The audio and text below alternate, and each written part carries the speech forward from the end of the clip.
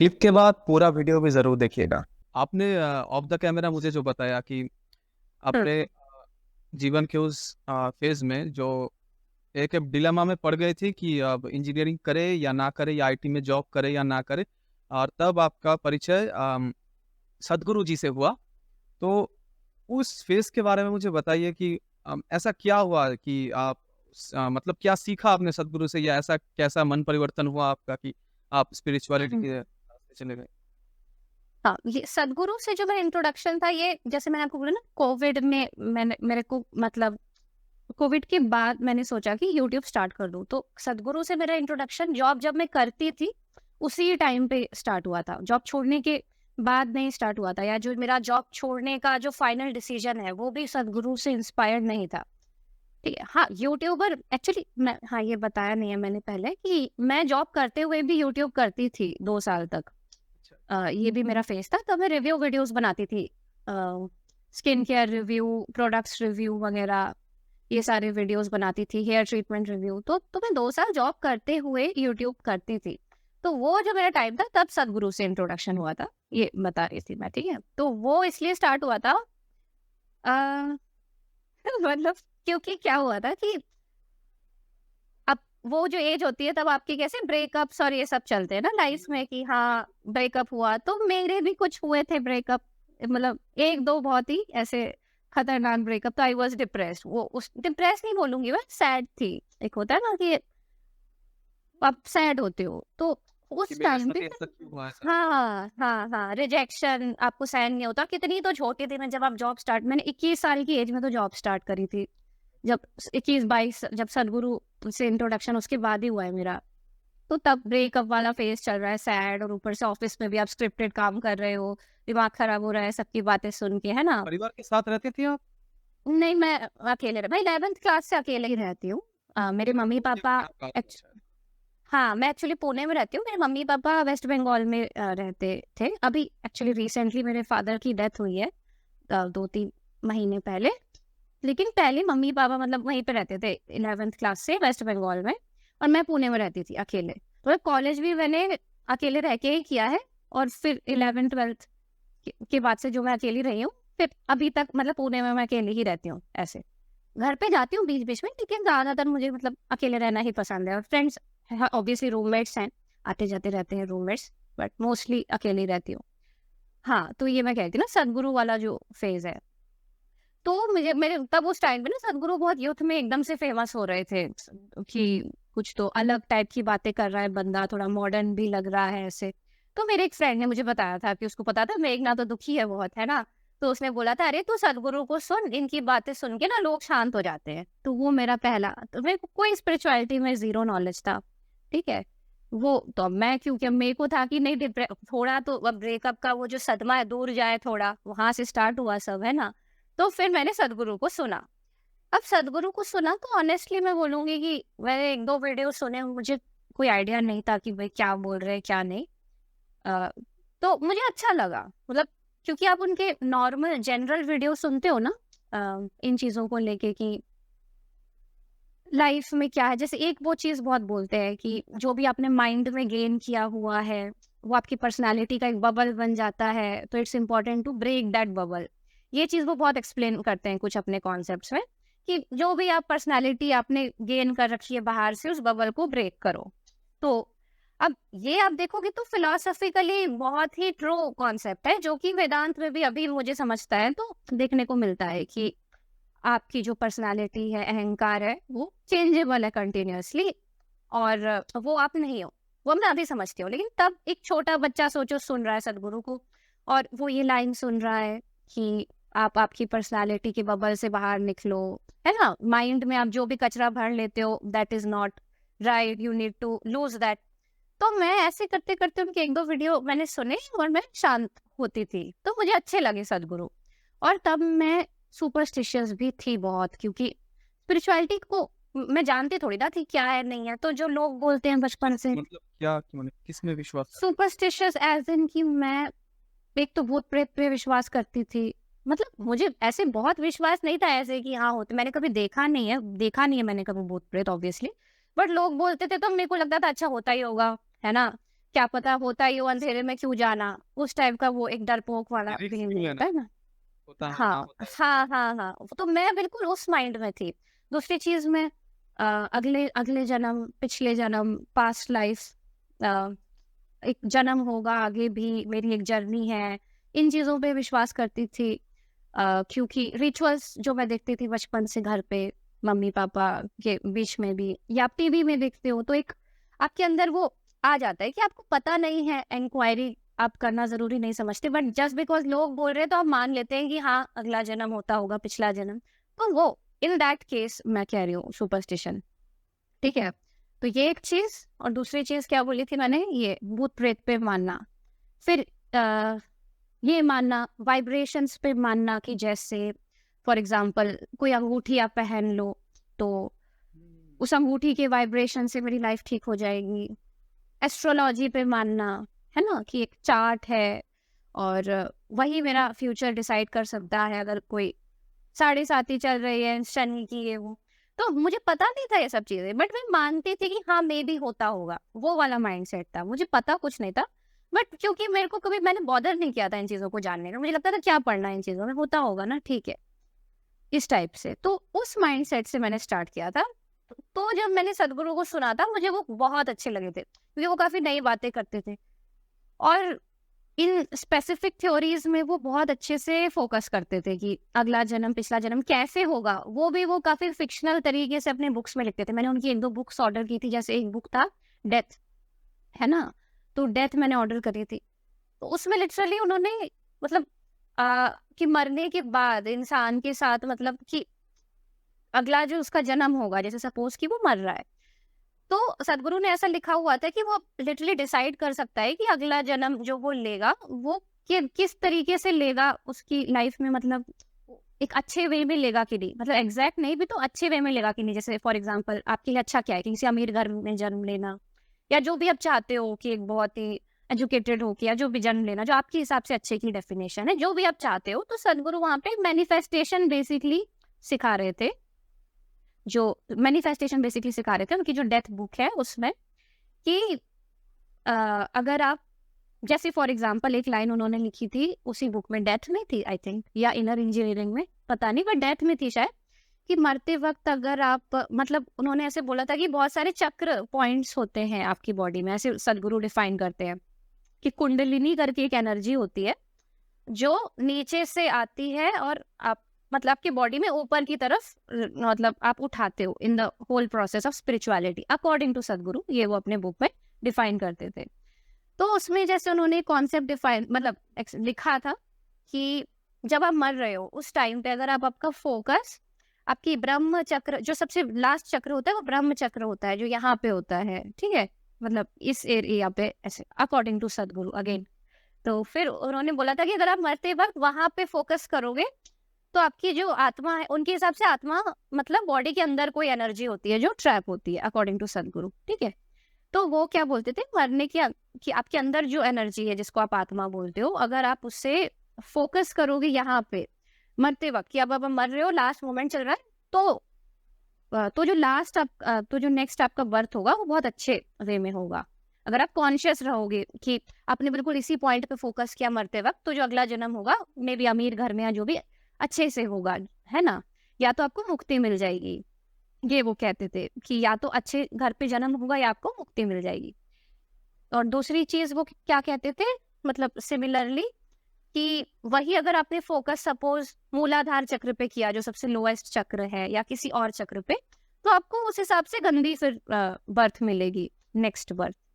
तो मुझे उस टाइम पे ये सब बातें बहुत फैसिनेट करी, ऑब्वियसली मेरे को लगता था यार क्यों नहीं है, क्या पता सही में मरते वक्त यहाँ फोकस करूंगी तो अगला जन्म क्या पता अमीर बन के पैदा होंगे।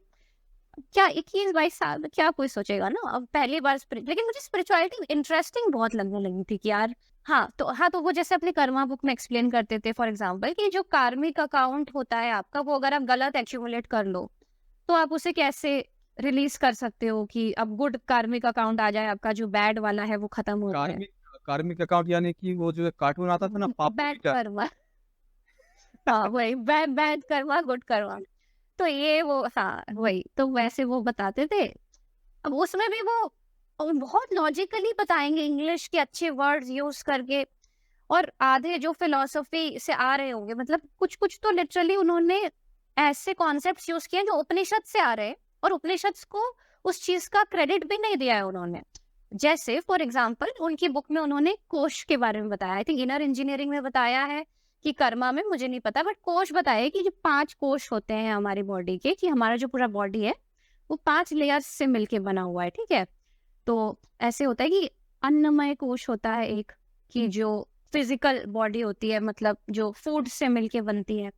फिर एक ऐसे ज्ञानमय कोश, विज्ञानमय कोश, मनोमय कोश, तो ऐसे 5 कोश होते हैं, ठीक है। आनंदमय कोश, लास्ट वाला आनंदमय कोश होता है।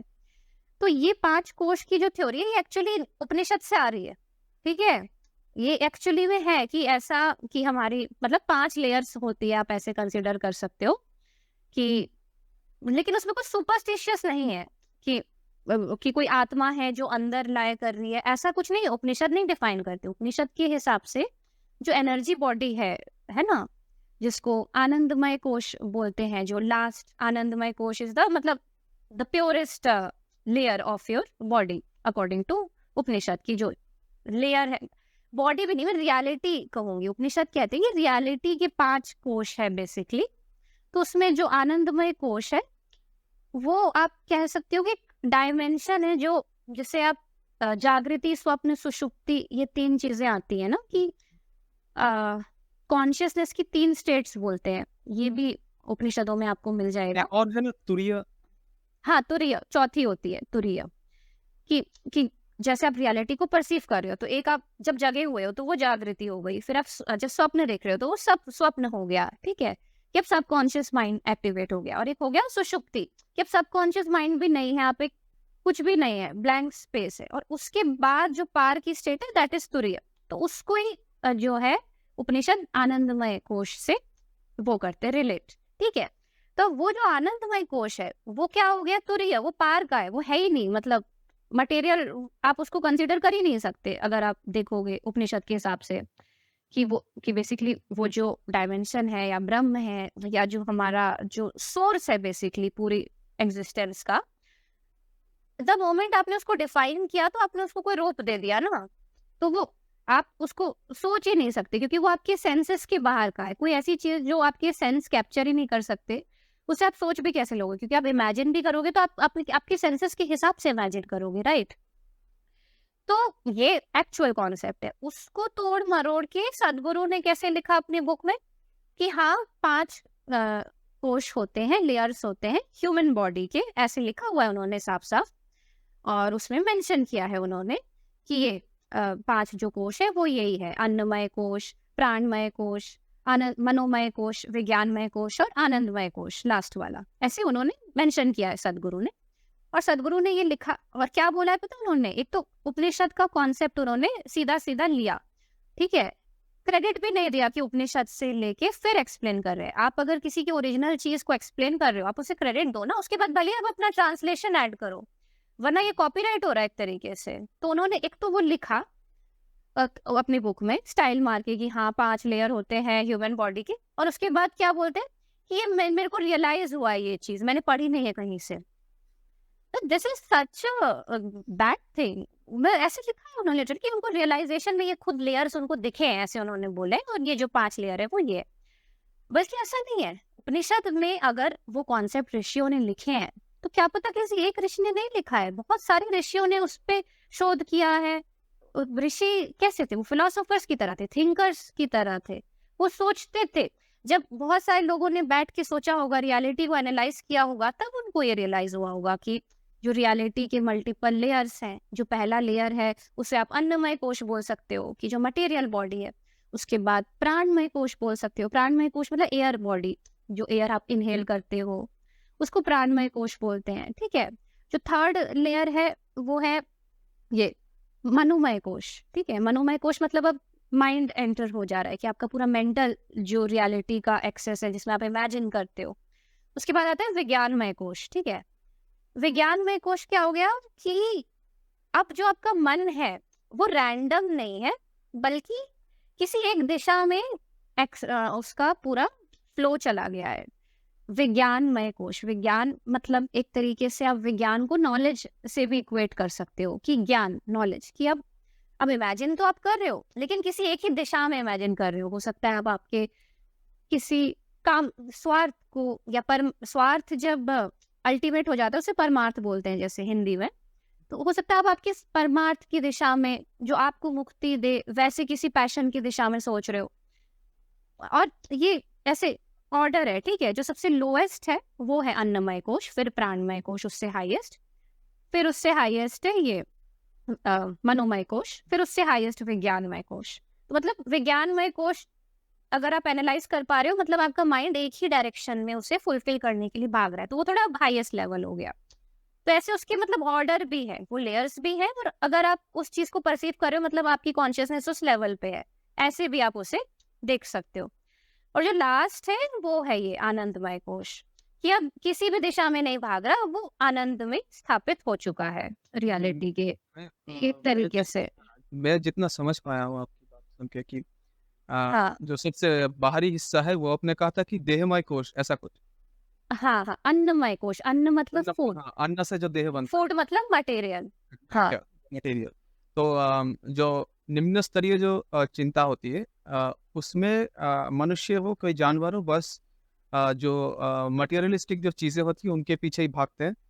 इतना हाँ एग्जैक्टली। क्लियर है। आखिर में जब जैसे ऐसे कुछ व्यक्तियों को मैं व्यक्तिगत तौर पे भी जानता हूँ जिन्हें कुछ भी नहीं चाहिए। मुझे ये जान के आश्चर्य होता है कि जब उनके पास मैं कहता हूँ कि अच्छा खाना, अच्छा घर, विपरीत लिंग का कोई सुदर्शन व्यक्ति, कुछ नहीं चाहिए उन्हें। मतलब आपकी बातों से लगता है वो पंचम स्तर में है, और चौथा स्तर भी पंचम स्तर से थोड़ा नीचे है, पर ठीक ठाक है कि मैं जीवन में अपना जो काम है, अपनी जो भूमिका है वो निभा रहा हूँ एकदम सटीक से, बिना कोई खराब काम किए। क्या मैं सही हूँ? नहीं आप सही हो, लेकिन इस पे एक चीज मिस आउट ये हो रही है कि कई बार जो एक नॉर्मल स्टेट होती है ना, जैसे अन्नमय कोश हो गया या उसके बाद मैंने प्राणमय कोश कहा, ठीक है, ये तो लेयर्स हो गई। लेकिन अगर आप इसको ऐसे देखो कि कोई इंसान जो है बेहोश है, मतलब कॉन्शियसनेस उसकी धीरे धीरे और वो ऊपर उठ रही है, ठीक है, तो इसे इसे आप उससे बेटर समझोगे। देखो जैसे सत रज तम, ये 3 गुण होते हैं प्रकृति के। आपका जो क्वेश्चन है वो इस डोमेन में आ रहा है। जो रियलिटी के लेयर्स है वो मैंने परसेप्शन के लेवल पे बोल दिया, ये जो 5 लेयर है, ठीक है। आपका जो क्वेश्चन है वो गुण आप कह सकते हो, सत रज तम की एक इंसान कैसे सोचता है, ठीक है। तो कई बार जो तमसा की स्टेट होती है वो बेहोशी की स्टेट होती है, जो लोएस्ट होती है कि अब मुझे कुछ भी नहीं चाहिए। तो कई बार जो और उससे ऊपर जो होती है वो होती है ये रज, मतलब कि अब आप राजसिक वृत्ति आप में आ गई, ठीक है। तमसा के ऊपर राजसिक वृत्ति आ गई कि अब आपको सब मतलब चाहिए, आप अचीव करना चाहते हो, पैसे कमाना चाहते हो, दुनिया में compete करना चाहते हो, कार वार सब कुछ आपको चाहिए, वो राजसिक वृत्ति हो गई। ये गुण या वृत्ति ये टाइप बोल सकते हो आप। उसके ऊपर आता है सतोगुण, कि अब आपको बस ज्ञान चाहिए या अच्छी अच्छी चीजें चाहिए या कुछ नहीं चाहिए, ठीक है। जो आपने बोला ना कि कुछ लोगों से आप मिले हो और उन्हें कुछ भी नहीं चाहिए, तो दैट इज सत। तो कई बार तमसा की स्टेट भी सत की तरह लगती है कि क्योंकि आलस है इसीलिए कुछ नहीं चाहिए, क्योंकि आपको डर लग रहा है कि मेहनत करना पड़ेगा। तो हो सकता है कि आप जिन लोगों से मिले वो मे बी सत वाली स्टेट में ही हो, लेकिन हो सकता है तमसा में भी हो, तो वे नेवर नो, क्योंकि अहंकार कई रूप मतलब पर्सनालिटी के लिए लेता है, वी नेवर नो। ये कह रही थी मैं, लेकिन आपका जो परसेप्शन है बिल्कुल सही आप कह रहे थे। हाँ जी। सदगुरु के बारे में मतलब जब आपके जिस फेज में आपने सदगुरु को जाना पहचाना, आपने विस्तृत व्याख्या दी कि किस तरह से वो चीज़ों को अपने जो सोर्स है उनसे लेते तो है पर क्रेडिट नहीं देते। एक बड़ा क्लेम यहाँ पे हाँ हुआ। जी, बिल्कुल बिल्कुल। ये आप खासकर जब मैंने ये कॉन्सेप्ट मैंने पढ़ा था उस टाइम पे, तो one of the reasons I was attracted toward सदगुरु इज दिस कॉन्सेप्ट ऑफ आनंदमय कोश, कि अन्नमय कोश, विज्ञानमय कोश, मनोमय। ये पढ़ के मैं बहुत इम्प्रेस हो गई थी कि वाह कितना अच्छा लगता है ना इसे पढ़ के, कि यार ऐसे ऐसे लेयर्स हो सकते हैं रियलिटी के। और उसके बाद सोचो वो राइटर वहाँ क्लेम कर रहा है और वो फेमस भी है कि उसने रियलाइज किया ये चीजें खुद मेडिटेशन स्टेट में, तो वो ये नॉलेज बाहर निकाल रहा है और फिर वो लिख रहा है। और इतने सेलिब्रिटीज भी उसको पढ़ रहे हैं, तो आप फिर क्या आप फैन बन जाओगे उस पर्सन के? तो मैं भी वैसे ही बन गई थी सदगुरु की, कि मैं और सीखना चाहती थी कि वाओ, अगर एक कॉन्सेप्ट बोला है तो और भी कॉन्सेप्ट होते होंगे। तो इसका मतलब ये जो, हाँ हाँ हाँ, तो मैं वही कह रही थी कि ये जो कॉन्सेप्ट उन्होंने डिफाइन किया है ना, ये कोश वाला, उसके बाद फिर वो, हाँ, तो वो क्या कहते थे, जैसे उपनिषद क्या कहते हैं, एक तो वो क्लेम लेते हैं कि उपनिषद का उन्होंने कॉन्सेप्ट जो है बता दिया बिना उनको क्लेम दिए, ठीक है। फिर उन्होंने उपनिषद ने जो आनंदमय कोश को डिफाइन किया है कि that part of reality which can not be perceived ना, वो पार की हो गई, तो वो अब परसीव नहीं की जा सकती, आनंदमय कोश या तुरीय, कि आप उसे तुरीय को भी जब ओशो डिफाइन करते हैं, आपने सुना होगा, मुझे नहीं पता ओशो कितना सुना है, तो वो कहते हैं कि इट इज, हाँ, कि इट इज द फोर्थ, वो आप नहीं अब डिफाइन कर सकते कि वो ट्रांसेंडेंटल, इस वर्ड का यूज करते हैं ओशो, कि तुरीय इज ट्रांसेंडेंटल, द फोर्थ, कि आप उसको नहीं डिस्क्राइब कर सकते। अब उपनिषद और बाकी जो लोग हैं जो नॉलेजेबल है वो तो इस तरीके से डिफाइन करते हैं। सदगुरु ने क्या किया, एक तो वो ले लिया कॉन्सेप्ट, ऊपर से आनंदमय कोश को वो ऐसे डिफाइन करते हैं कि वो है जब आपकी आत्मा जो है प्योर, जो आपके अंदर कोई आत्मा है, द पर्सन, वो आनंदमय कोश है, ऐसे वो डिफाइन कर देते हैं।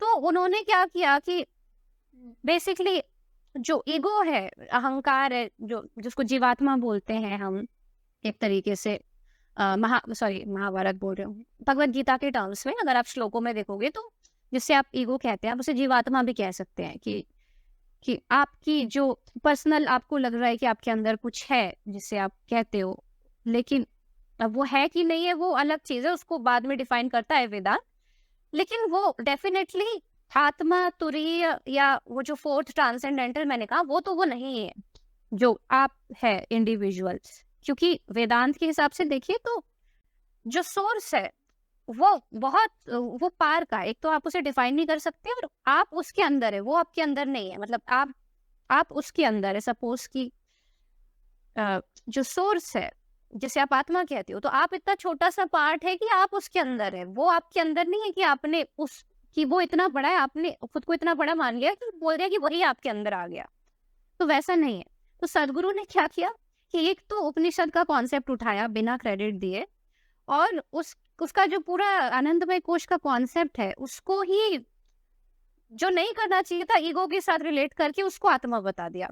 तो यहाँ पे उन्होंने क्या किया कि लोगों पे एक मैसेज छोड़ दिया कि हाँ, आत्मा होती है अंदर कोई, जिससे जो बाहर निकलती है, ट्रैवल करती है, क्योंकि आगे उन्होंने अपनी बुक्स में भूतों के बारे में भी बताया है कि आत्मा पहले निकलेगी फिर ट्रैवल करेगी इधर उधर, फिर वो भूत भी भगाए हैं एक दो अपने बुक में, कि एक आत्मा थी उनके ऊपर, हाँ हाँ हाँ, कौन सी बुक है, हाँ हाँ, एक उनकी है कि उसमें लिखा है उन्होंने प्रॉपर कि वो जहाँ रहते थे उसके ऊपर कोई तो चुड़ैल रहती थी जिसमें पायल की छन छन आवाज आती थी। तो एक चैप्टर है जिसमें उन्होंने, सदगुरु ने मेंशन किया है कि फिर एक दिन उन्होंने कोई रिचुअल किया और वो ध्यान लिंगा जो उनका कॉन्सिक्रेटेड स्पेस वो बना रहे कोयम्बटूर में, वहां पे फिर उस जो चुड़ैल को बुला के फिर जला दिया, तो उसको फिर मुक्ति दे दी। तो क्या किया फिर सदगुरु ने, एक तो कॉन्सेप्ट लिया उपनिषद का, ठीक है, फिर उस अच्छे प्योर कॉन्सेप्ट को पहले तो जीवात्मा बना दिया और फिर उसको वो भगा भी रहे हैं, जला भी रहे हैं। तो लोगों में आप एक सुपरस्टिशन डाल रहे हो विदाउट मेंशनिंग एनी सोर्स, वो भी ऐसे सोर्स को यूज करके जिसको आपने क्रेडिट भी नहीं दिया। तो इस तरीके के डेंजरस मतलब वो आ सकते हैं कॉन्सिक्वेंसेस, ये मैं कह रही थी कि सदगुरु टाइप की थ्योरी से। हाँ, अब आप पूछिए, आप क्या पूछ रहे थे, मैंने बात काट दी आपकी। नहीं वो उस बारे में नहीं, हम सदगुरु के बारे में तो काफी बातें होंगी आपसे, जो जितना मैंने अभी तक जाना है कि उनसे तो दूर रहना ही बेहतर है। मतलब क्या मैं ठीक हूँ? जी, पता नहीं, आपकी सब्जेक्टिव चॉइस है। मतलब अगर कोई आदमी या औरत अगर सत्य की राह पे है तो शायद उनसे दूर ही रहना चाहिए, शायद, मतलब भटकाता है लोगों को।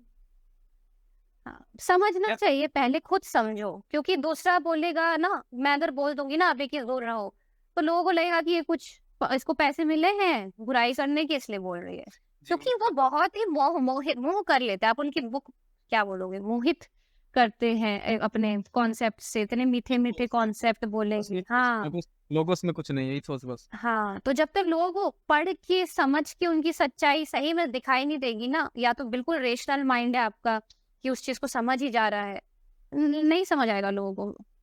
इतना ज़्यादा उन्होंने मेस्मराइज़ कर रखा है कि नहीं समझ आएगा लोगों को। हुँ। अ, जा आप उनके इस चंगुल से मतलब कब बची? मतलब कैसे बची? उसके बाद मैं कुछ और भी चिंतक है उनके बारे में बात करना चाहूँगा। आप उनके चुंगल से कैसे बची ये जानना ऑब्वियसली यहाँ पे रोल आता है मेरी प्रेज़ेंट लाइफ़ का, कि जो प्रेज़ेंट चैनल कंटेंट का, और ऑब्वियसली मेरे प्रेज़ेंट टीचर का, आचार्य प्रशांत, ठीक है? तो वही हुआ था कि मतलब मेरी लाइफ में ऑलरेडी मैंने पूरी मैस अप कर रखी थी, पूरी सुपरस्टिशियस भी हो गई थी। लेकिन हाँ, एक चीज़ हुई थी कि सद्गुरु के वजह से मेरी स्पिरिचुअलिटी में इंटरेस्ट काफ़ी बढ़ गई थी। खासकर ये आनंदमय कोश वगैरह जब कॉन्सेप्ट्स मैंने पढ़ लिए थे ना, तो मुझे जानना था कि बहुत इंटरेस्ट आ रहा था कि इन चीज़ों में, फिलॉसफी में मेरा इंटरेस्ट बहुत बढ़ गया था सद्गुरु को सुनने के, और साथ में फिर रणबीर अलाहाबादिया को भी मैंने सुनना स्टार्ट कर दिया था, क्योंकि रणबीर ऐसे लोगों को पॉडकास्ट में बुलाता था, उनसे पूछता था, तो मैं देखती थी रणबीर के सारे स्पेसिफिक स्पिरिचुअलिटी वाले जो पॉडकास्ट है, मैं एडिक्टेड हो गई थी। तो मुझे बहुत इंटरेस्ट आ गया था स्पिरिचुअलिटी में, और और मैं जेन्युइनली जानना चाहती थी। मेरे को एटलीस्ट एक चीज़ थी मेरे अंदर जिसने मुझे बचाया, कि मैंने फाइनल नहीं मान लिया था सद्गुरु की बातों को। कुछ तो मुझे डाउट होता था कि नहीं, अभी भी जानना बचा है। कुछ तो लग रहा है कि नहीं यार, और भी लोगों को सुनते हैं। ऐसे सद्गुरु पसंद थे, रिस्पेक्ट भी मैं उनकी बहुत करती थी।